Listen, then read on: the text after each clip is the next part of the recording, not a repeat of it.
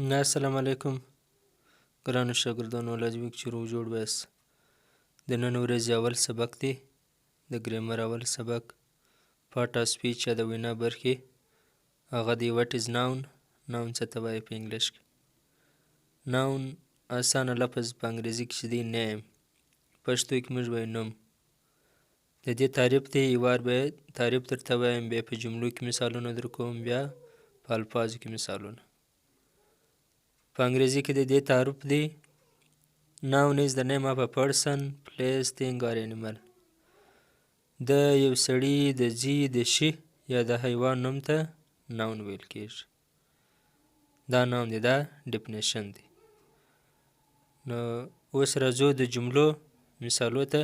د جملو په شکل کې یا د الفاظو په شکل کې موږ د دې مثالونه بیانوو. اوس د الفاظو په شکل کې د دې مثالونه دا ناون ده. مثلا things شیان لکه پن، چیر، قلم او څوکۍ. دا د شیانو نومونه دي، دا ناون دی. people په خلکو کې لکه احمد، عمر، دا د خلکو نومونه دي، ناون دی. places ځایونه، چمن، کندهار، دا د ښارونو نومونه دي، ناون دی.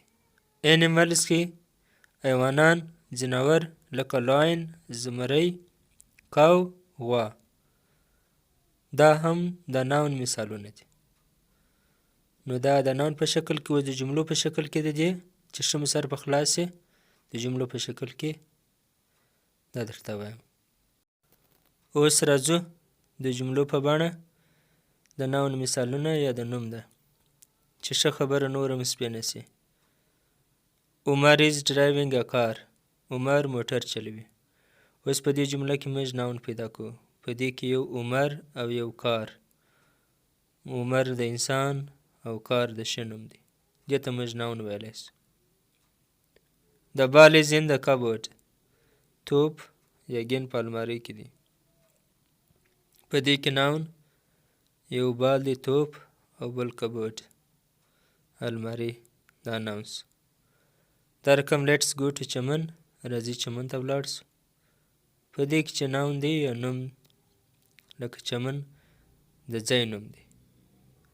نو دا زموږ د نن سبق چې موږ تاسو ته ووایي ناون. دا به تاسو لیکئ، په یاد به زده کوئ د ډیفینیشن، لکه څنګه چې موږ بیا ستاسو انګریزي زده کیږي. د دې څخه مخکې موږ یوه ویډیو جوړه کړې ده، هدایه ډایرکشنز. د دې سبق څخه شروع څخه مخکې هغه ووایاست. مننه، ویډیو لایک کړئ. ډېره مننه. تhank you. د نن سبق ته الله حافظ.